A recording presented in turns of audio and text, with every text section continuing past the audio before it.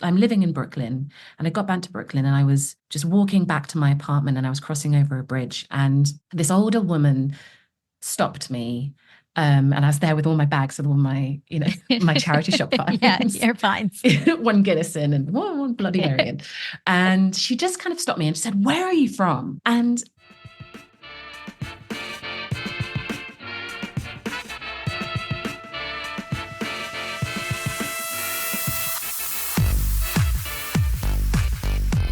Hi, everyone. Welcome to They Had Fun. I'm Rachel, and I am back with another amazing story about New York City. And this week, we are getting right into it, right into my recommendations, because my friend asked me a question recently that I did not have a better answer to.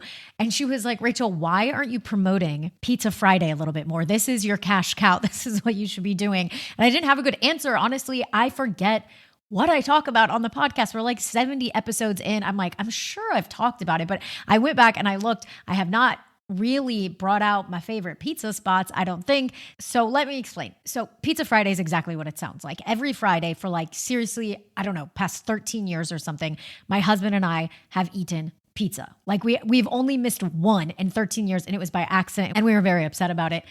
This all started we had kind of just moved in together and we wanted to have some tradition together and we didn't know what it would be. And so we were like, what if we just eat pizza every Friday and it's kind of our thing? And we were both down. So then we just kept doing it. So we've been in different countries. We have been in Argentina, Greece, wherever. If it's Friday, we're eating pizza. If we're not together, one of us is having pizza for lunch and sending us a picture of it. It is seriously a must do. Actually, one time we were driving down to a friend's house in suburban Maryland to go stay with them for the weekend. And on our way down, we are like, "Wait, are you guys having pizza for dinner?" And she's like, "No, I made like a lovely dinner with pasta and salad and everything." And we were like, "Shit." So we had to like drive to a grocery store and go pick up a frozen pizza. And we showed up with it. Anyways, this is all just to say we are ridiculous about this. But it does mean that I know a tremendous amount about pizza.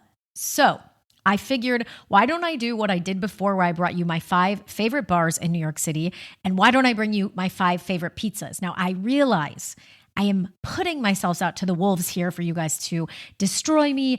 And obviously, this is like the most iconic New York City food, probably the one that people have the most opinions about. But again, I must remind you, I am coming with my favorite pizza places. Not the best, not the cheapest, not the most expensive, whatever. These are my 5 favorite pizza places, and I will explain each one of them to you. So let's go ahead and get going. I don't know if these are going to be in like a particular order, but I am starting with number 1. It is my absolute favorite pizza in all of New York City, and there's nothing I can do about it. It's Lucali. Now, I know this place is very famous. I don't think that I'm sounding some alarm you haven't heard yet, but I am telling you that if you haven't been and you are concerned about all of the hype, it is true. This is my favorite pizza. It is so good. Now, I should start out by telling you that what is most important to me in pizza is the sauce. That is what I like the most. Second up is the crust. I'm not gonna have a white pie, not my thing. Maybe I'll have one here or there, but it's not my focus. I want the red sauce. I want it to be tart. I want it to be delicious. I want a really perfect crust, and that is what Lucali delivers. Now, is it a nightmare to get into this place? Yes, it is. Lucky for me, I have a husband who doesn't mind waiting in line for like an hour or so we can get some delicious pizza. Honestly, the sauce here is like what it's all about. So my favorite, oh God, it's just thinking about it. I always get a side of the sauce. It comes in a little bowl. I eat it with a spoon sometimes, like a weirdo. They don't give me any side eye for that. The pizza's delicious. I love the crust. It's got like a little crackle. Pizza's kind of like a mix between like a classic New York, but sort of like also leaning a little like fancy, but not Neapolitan.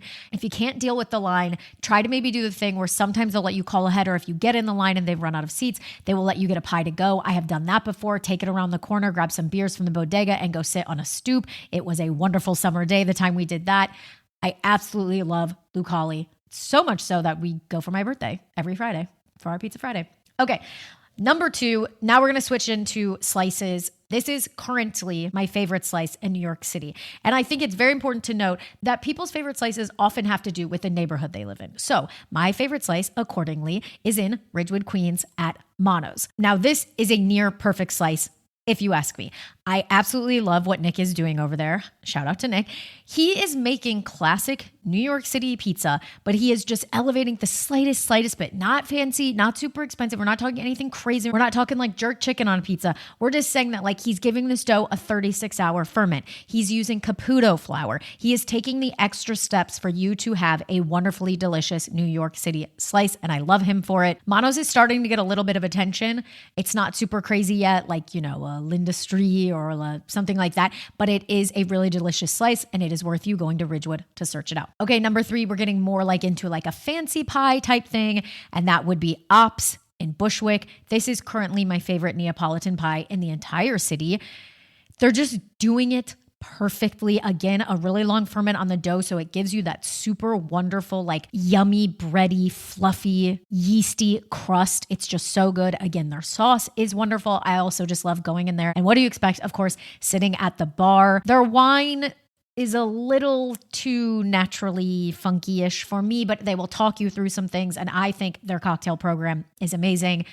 Ops is another wonderful pizzeria you should go check out. Number 4, we're going to go back to the slices. Now, this is a place I do not get to go as often as I like, but when I do go, I am so happy. This is Louie and Ernie's in the Bronx. It is not easy to get there, okay? The first time I ever went, I had a massive hangover. We had agreed that we were going to go, and we still did it. We took the train all the way up to a bus, and then we walked. And I actually think the pizza was worth it, even like for how terrible we felt. It was that good.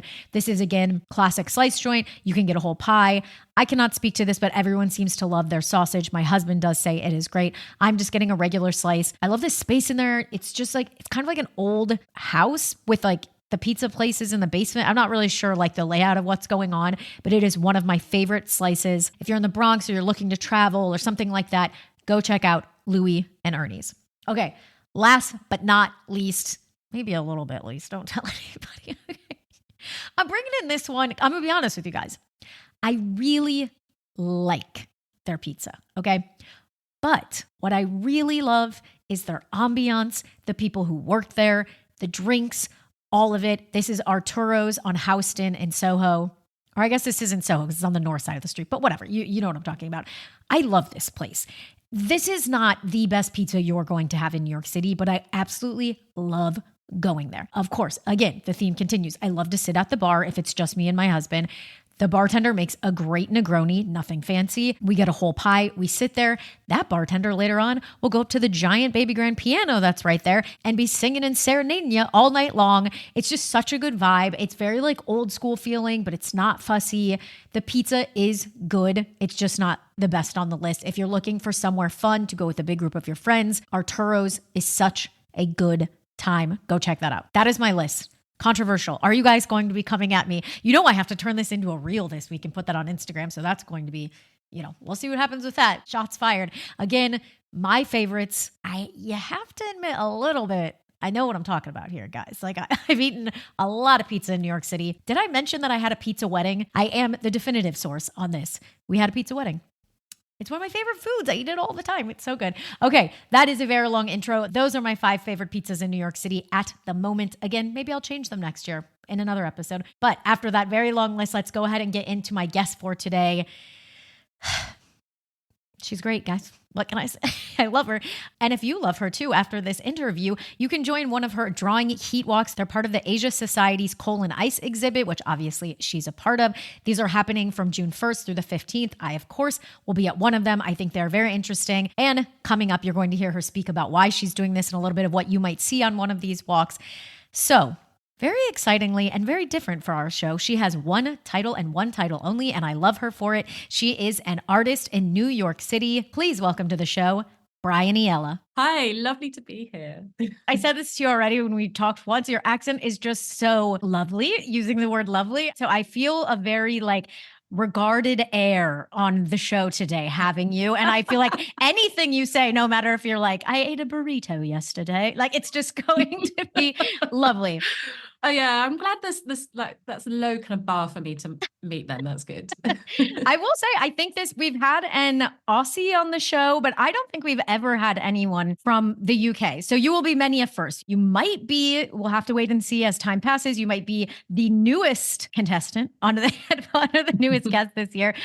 You might be our first UK edition. So a lot of wonderful titles coming your way. But most importantly, obviously, is what I introduced you as, and you are an artist. And I believe that is part of the reason you came to the city, but we're going to find out more. Why don't you tell us a little bit about your work that you do, the art you create? We haven't chatted about any of this, so I'd love to hear it. I've got a background working in like social history museums and science, like creating exhibitions. But like during the pandemic, I went freelance full time as an artist. So I paint, I create public artworks. A lot of those works are kind of collaborations with scientists, so ecologists, climate scientists, environmental historians. They can be anything like from sculptures to street art, films. But my work's really just all about our relationship to nature as humans. Wow. And what an interesting spot to bring you to New York City to work on working on art related to nature. But we've talked about a lot on the show. People always think of New York as the concrete jungle, and it is indeed that. But there is a tremendous amount of nature around us at all times. We are very much a maritime city.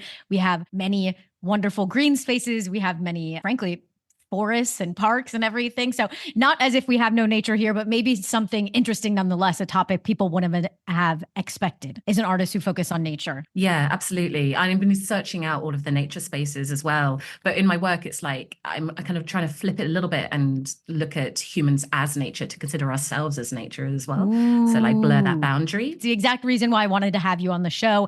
I love the idea that you are still a working artist in the city. We still have wonderful artists coming here just like you have. So let's go ahead and get into our normal questions of the show, because I'm excited to hear about all of that. So first up is, when did you move to New York? Well, I moved properly to New York in November last year, so 2023. Oh my gosh. So today is my 3-month anniversary. On the dot.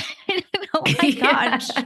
3 months. This, I think, we're going to wait and see, but 3 months. I mean, you are baby fresh. Do you have an apartment? Do you have somewhere to live? Can I help you? I do. Thank you for checking that. I do. I like just a few days ago, I got my first American SIM card, so I now have a US number. Slowly getting there, like these little things. But the apartment, I've got sorted. We were only able to talk via WhatsApp, and you were like, "I'll be honest, I don't have a US phone number yet. Like we're gonna have to talk on WhatsApp." I'm like, "You are fresh to the scene." Okay, so thank God you have a SIM card, you have an apartment, you are here doing wonderful artwork. The second question is, why did you move to New York? What can you tell us about why you came to the city? This is part of a project called Melting Metropolis. So I'm a research artist in this team. It's a team of environmental historians and ethnographers, geographers, who are all looking at urban heat in London, Paris, and New York. The kind of main thrust of the research is to kind of uncover the more marginalized stories, the lived experiences of those who are not represented in the wider conversations about how we are adapting to climate change and the unequal impacts of climate change. So it just felt like a really important conversation between the team of us. I'm like the random artist in a team of historians. The art scene in New York is just phenomenal, obviously world famous. Yeah. So much potential to develop the work of art that I'm being commissioned to make for this project here, that we decided that it would make sense for me to come and spend a longer period of time in New York and kind of soak it up. I find it so fascinating, just like the work you're doing. We're also aware of the climate change, how it's affecting New York City, how it's affecting Manhattan, also rising water levels, everything like that. So it's important to have this type of work. Maybe if you can explain a little bit more, I'd love to know, where does the art element come into it? You're saying you're working with all these scientists. I'm sure they're working with data and change and things, but where does your art play into what we're learning? My research is really about the bodily experience of heat. So how does this climate crisis land in our bodies? In the peak of the summer, some areas, the felt kind of heat can be like 10, 12 degrees hotter than other areas. And a lot of that is to do with the infrastructure design, and how does that land and impact people differently. So, thinking about like the smells, the sounds, the touch, the kind of the felt sense and the skin, how we're moving around these cities. I think it's amazing work that you're doing. We'll put that to the side. And seeing as you have come here for a job, essentially, to put it frankly, it doesn't necessarily have the usual narrative we're used to on the show of like, I always had to get here. This was my dream. So I feel I have to ask you this like side question of, do you like it? Are you glad that you came 3 months in? Absolutely. Yeah, no, absolutely. As an artist, like the idea of being able to come to this city where so many great creative people and projects have taken place, are taking place, like it's such a vibrant city. And already I'm loving, meeting other artists who have been working here for much longer and visiting their studios and hearing about their practice. It's just like being in this kind of like intense, kind of rich melting pot of creative energy. And I'm up for that unexpected kind of journey and kind of adventure here. Ooh. And I'm curious to see how my work will change by being in this city in particular, for sure. Yeah. I mean, it's such a good way to come into it, is being open to the journey. I think your work will it's wonderful work now, but I think it'll probably even get better and stronger being in the city that has so much inspiration, like you said. Mm-hmm. Considering all of the wonderful work you're doing, why don't I now ask you the most important question of the show? And that is, of course, Bryony, what is the most fun you've ever had in New York City? Literally just a few weeks after moving to New York. So to lay the kind of foundations, I am knackered. Oh, actually, that word used that means tired. Thank you. I remember saying that to you before, and you were like, "What's knackered?" Still getting over jet lag. Still moving into my apartment, working out where the nearest grocery store is. Where the laundrette is, how to navigate on the subway, and all that. And I think it was starting to dawn on me a little bit a few weeks in, and I was starting to feel a little bit homesick, which I had not expected because I never feel that like when I'm off traveling. Oh, it was dawning on me that I'd moved over here on my own, with colleagues here in Queens, but like, leaving my friends and family behind. And it starts off a little bit sad, but it's not, I promise you. So there was like this anniversary was coming up. I lost my mother in 2019, early December 2019. Oh no, I'm so sorry. Well, a lot of us lost a lot of people around that time. Mm-hmm. And normally for that day, I spend it with my sister or my aunt. And I was nervous about how I was going to get through that particular anniversary day. Sure. Yeah. Yeah. So on the morning of the anniversary, I was kind of thinking like, oh, I didn't know quite what to do. I didn't want to stay in the apartment. And I remembered that my mum, when she was really young, so when she was in her early 20s, she was an artist as well. She was at art college and she got to come over to New York a few times. And she always talked about like how exciting she found the city. And she came over a couple of times to work with a collective called Heresies. I don't know if you've heard of them. No, I don't think so. So it was like this radical feminist collective. Amazing. And they were a group of New York-based artists and academics and critics and writers, and they were creating this journal called Heresies, and it's like from the late 70s to the early 90s that they ran. So I decided to try and find where they had been based, because I wish I'd asked her loads more about like other things she'd done in New York. And I think she probably hit like MoMA and the Met and things like that. But like, I don't know for certain. So I Googled the Heresies Collective, and there's not that much information about them, but I found their postal address, which was in Manhattan on Lafayette Street, and decided to go there. And I think it might have been the first time I'd been in Manhattan since I moved over there. And I was getting a little bit lost. And there was this really lovely street cleaner who helped me find the building. And I came up to it, and it's now like this really swanky apartment with like these really superimposing entrance doors. Yeah. But that was really special to like just know that she had come in there as an early 20-year-old, 2021, and then like just imagining her coming and going and all of the kind of the connections she was making there. So it was a beautiful start to the day, right? But then I was kind of like, now what? Yeah. It's about 11 o'clock in the morning, and across the road is a restaurant, Jack's Wife Frida. Yes. Very well known. Okay. Yeah.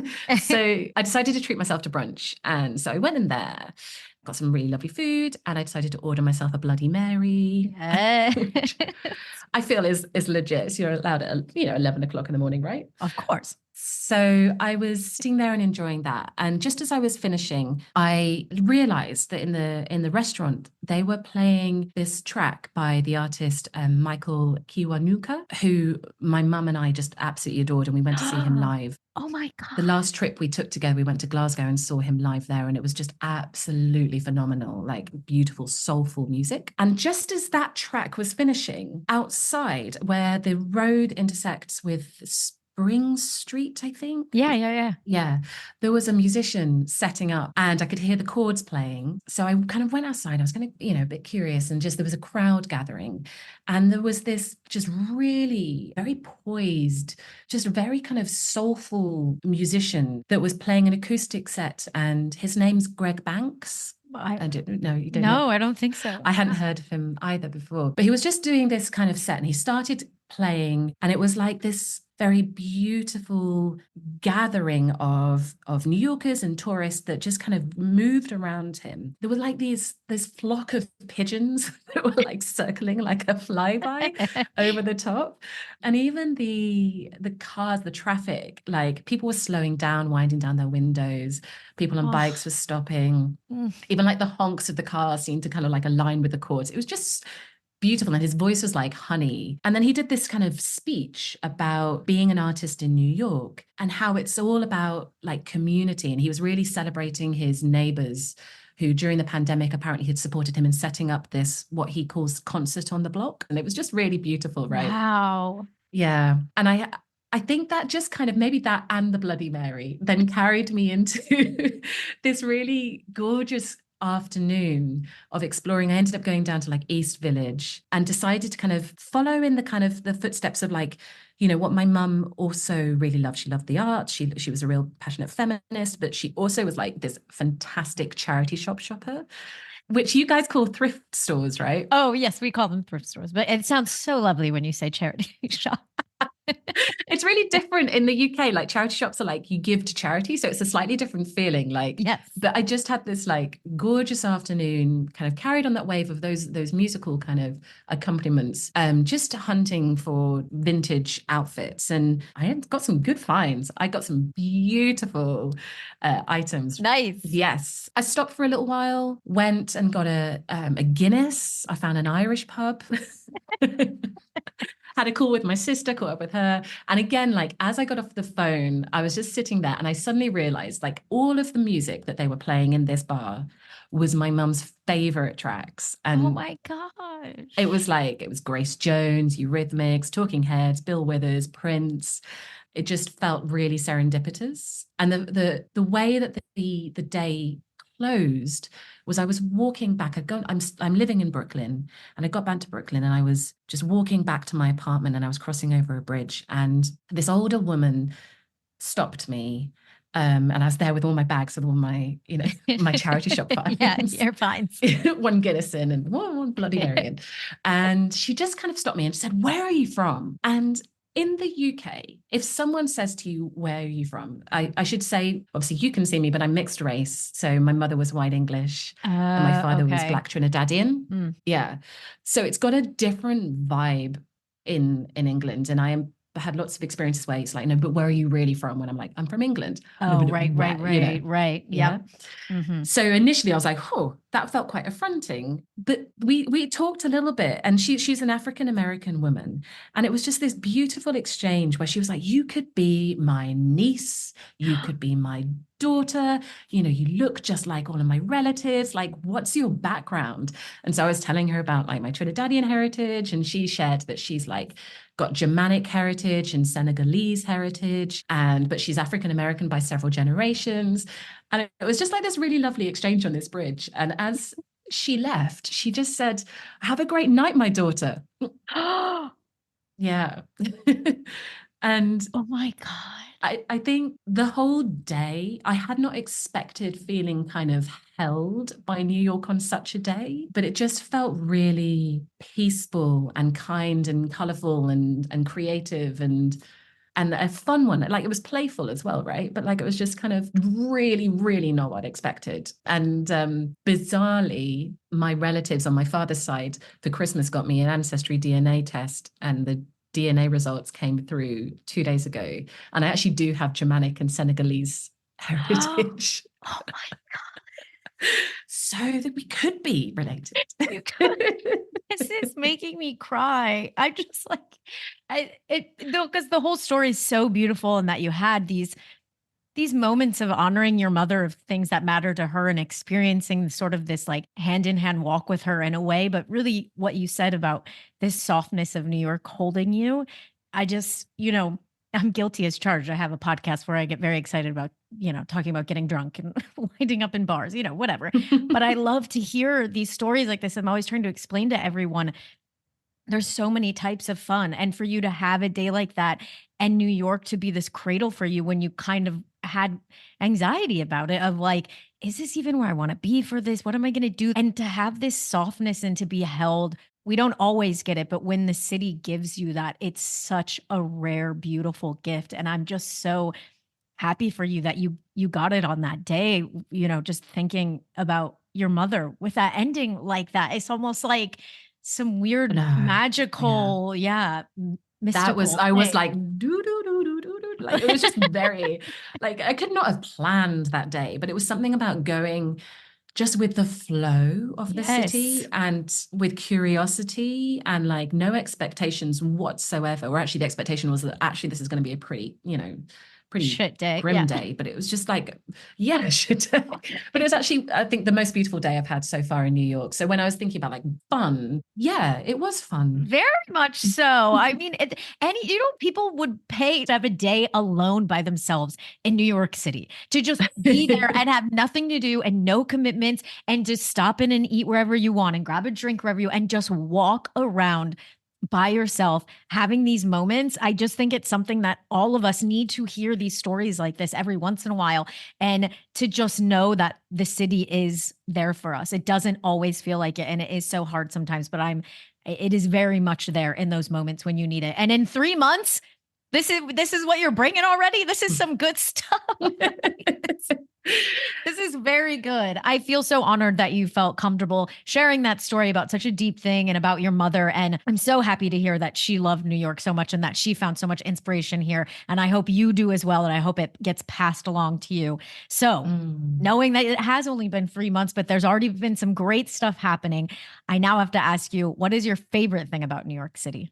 It's the kind of magic on the streets of New York and the kind of creativity that's bursting. I find it really fascinating, the layers and layers of creativity here, just jostling together, and how much like the container of New York holds. Yeah. Street artists, musicians, creative thinkers. There's so many here that I've been admiring for years from afar, like just following on like social media or reading their Substacks, their newsletters, going to exhibitions, seeing their work. It's just dawning on me like how much talent and creativity there is here. It's just jam packed full of creativity, and it's just kind of gradually dawning on me at the moment how many great artists are here, and the fact that I'm in that proximity with them, which is just really super inspiring. People are going to think that I paid you to say this as your favorite thing, because of the entire crux of this season. I